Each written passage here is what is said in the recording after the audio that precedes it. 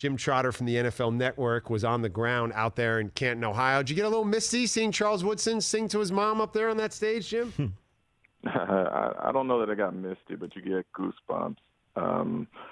It's always the Hall of Fame weekend is always for me, the most special weekend on the NFL calendar because it's the most exclusive club in professional sports. And when you see these greats around each other and you see them sort of let down their guard that oftentimes they may have up with the media during the course of their career, it's I can't begin to put it into words for you all. And as a voter, I never really understood the impact that this honor has on these men until after Chris Carter got elected in. And I tell this story that following fall, I was sent down to work on a feature on Giovanni Bernard, and he was friends with Chris's family growing up and whatnot. And so we went down to interview Chris at his home in Florida. And during a break in the shooting, he takes me back into his office.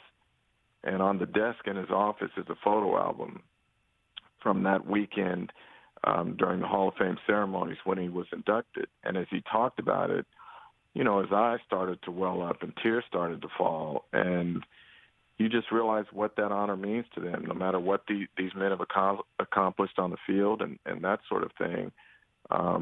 This is something that's really important to them and means a lot. And, again, as part of it means that they are part of the greatest club or most exclusive club in professional sports. Jim Trotter joins the show, NFL Network, of course, the host of the Huddle and Flow podcast. We all got to see in the comforts of our own home these speeches on stage, but being on the ground in Canton, Ohio for the weekend's festivities, I would imagine you got to see some things behind the scenes. Any encounters in the hotel lobby or off stage that our audience you think would appreciate? No, they keep these guys on a fairly tight schedule during Hall of Fame weekend. There's so many things for them to do.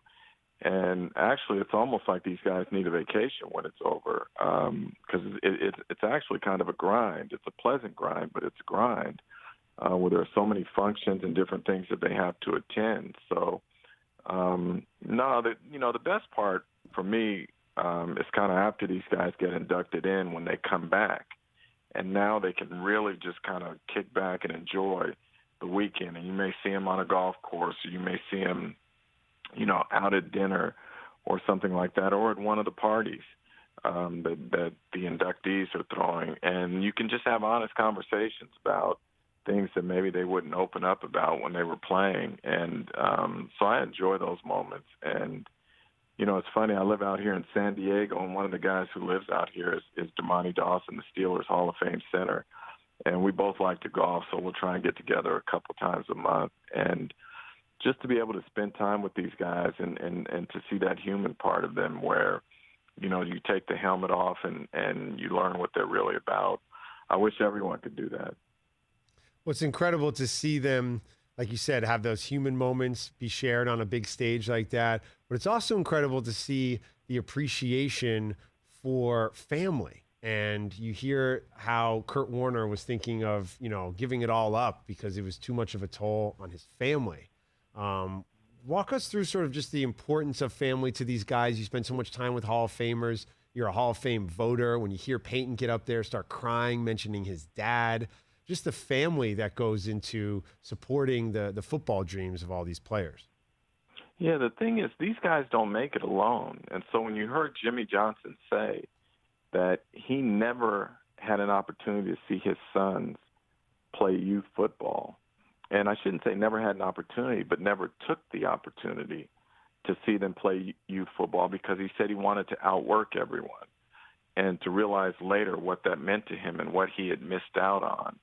To hear Troy Polamalu talk about being the best man that he could for his wife, setting that example for his kids to see what, how a man should treat a woman and his wife, those sorts of things. It's incredible. One of the other things that for me resonated was when you heard Bill Cowher talking about Marty Schottenheimer, and he talked about Pat Schottenheimer, Marty's wife, how she took him and his family under her wing. One thing about the Schottenheimer family and having covered them is that they truly viewed football and the teams that they were on as family. And I joke with Pat that she was sort of the mother hen. You know, she oversaw everyone. So these families sacrifice a lot for these players to be where they are. And that's why, for instance, when Drew Brees retired, I tweeted out and said, you know, a person we should be giving the flowers to, as well as Drew, is his wife. Knowing Drew the way that I do, having covered him since he came into the league, you know, Brittany allowed him to be the most dedicated player that he could be. And if you know Drew Brees, he put everything he had into being a great player in terms of his time, his energy, his commitment. And when a family has young kids, somebody has to be there to be that rock on a day-to-day basis while the husband is out doing what he's doing. And so to me, Brittany Brees was so important to what Drew was able to accomplish. And it's not just Brittany. You can go down the line with all of these families in terms of what the wives and the kids have given up to allow their husband or their father to be successful at a really high level. So I thought it was great to to hear these men pay homage to their families. You know, you heard John Lynch do it with his wife. And I think it's tremendous, you know, because I don't think they get enough credit for what they sacrifice in terms of allowing these men to become the players that they become. Jim Trotter from the NFL Network, Huddle and Flow podcast, joins the show. Ben Lyons in for Rich on the Rich Eisen Show. Let's stick with the family of the New Orleans Saints. If you're the Saints and you wake up to some cryptic tweets from Michael Thomas on a Monday morning, how do you react? I think the first thing you do is you don't overreact. Look, there is a lot of speculation about what's going on with Michael Thomas and whatnot. All I can tell you is that when I was down at training camp, you know, I talked to Sean Payton about it. Sean loves Michael Thomas.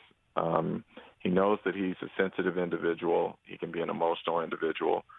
But Sean feels he has a special relationship with Michael Thomas. So while we on the outside may overreact to things, Sean is not one of those people that's going to overreact to any of that. So I can't tell you what Michael meant by that. Only he can. I do know this. When you talk to folks, he's tremendously hardworking. He cares about his teammates, but he's gone through some things. And, you know, I'm not going to get into all of them here. But I think what he said is true. We don't have both sides of the story. We only know what was put out there. And I always come back to this, too, to be honest with you. You know, when we say we don't have both sides of the story, it's not that we as journalists don't attempt to get both sides of the story. It may be that the player at that time is not ready to give his side of the story. And oftentimes that happens. And that's why the Hall of Fame is so great, because sometimes stories that they wouldn't address during their careers, they will speak about when it's all over. So I don't know specifically what's happening or what Michael meant behind that tweet. I just know until we hear from him, I don't think anyone should overreact. Another camp I know you've been covering this year is out in Cleveland. The Cleveland Browns have expectations. Is it Super Bowl or bust for the Browns? That sounds like a wild thing to say. Yeah, I've no one out there framed it that way to me, that it's Super Bowl or bust, but clearly expectations are high there. And this is a team that, you know, had success at the end of the year. But what Kevin Stefanski told me, one of the things he said to his team coming into camp is, look, we have a lot of work to do. Let's not forget, we finished in third place in our division.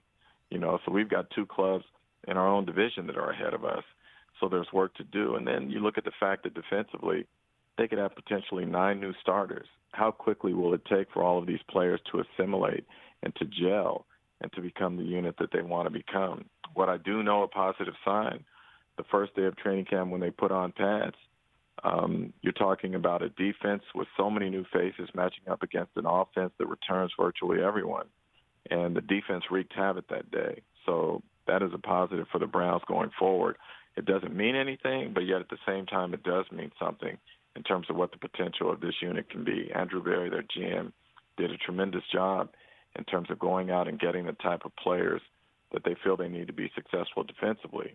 They knew in year one of the Berry-Stefanski tandem that they wanted to try and address the offense, to put parts around Baker Mayfield for him to be successful. And it was kind of implicitly understood that it was going to take at least a year to get the parts that they need defensively. but they've gone out this year and they've done that. So this is a team to me that's going to be fun to watch this year. Jim Trotter joins the show, NFL Network. Ben Lyons in for Rich on the Rich Eisen Show. You can check out Jim's podcast, Huddle and Flow. I want to ask you about this Lamar Jackson situation in Baltimore because the news coming out that he's now been diagnosed with COVID-19 for a second time, yet remains unvaccinated. What are your thoughts as someone who's covered the league for so long, the story of vaccinated and unvaccinated players heading into this NFL season? You know, I've tried not to overreact to all of this. I can only speak from my personal standpoint. I wish everyone would get vaccinated. When you start to see the numbers trend upward again, and not even trend, in some cases spike upward again, it's concerning. And, you know, I really have questions about whether or not we're going to have an entire season of open stadiums. Because when you see large gatherings, and then the data shows that after many of these large gatherings, the COVID numbers spike in those areas, it makes me concerned that we may not have open stadiums for a full season. And if there's one thing for me personally, it's just not the NFL without the fans in the stadium. And so safety comes first, and I'm hoping that everyone will vaccinate and that we can get through a season where we have open stadiums. But I don't know what Lamar's reasons are for being unvaccinated. You know, obviously we've heard all the different reasons that people have given out there. But for me, you know, I don't want to go too far and say that it's selfish, but there are occasions where I feel like it's that way because it's not about just you. It's about those who you could infect and what impact it could have on them. So, again, personally speaking, I would hope that Lamar and all of the players would get vaccinated, but, you know, to each his own. Jim, we appreciate you taking some time. I know you're down in San Diego, so a 12 noon tee time is in the cards today, or are you going with twilight rate? Nah, there's no golf today, man. There's work to do. Well, we appreciate you for making some time from the workday to spend it with us, and hope you do get back on the golf course soon. I appreciate you, man. Thanks for having me. Jim Trotter from the NFL Network, Huddle and Flow podcast. He was out there in Canton, Ohio. Hey, you watched all the way to the end. Thanks for that. Watch more right here.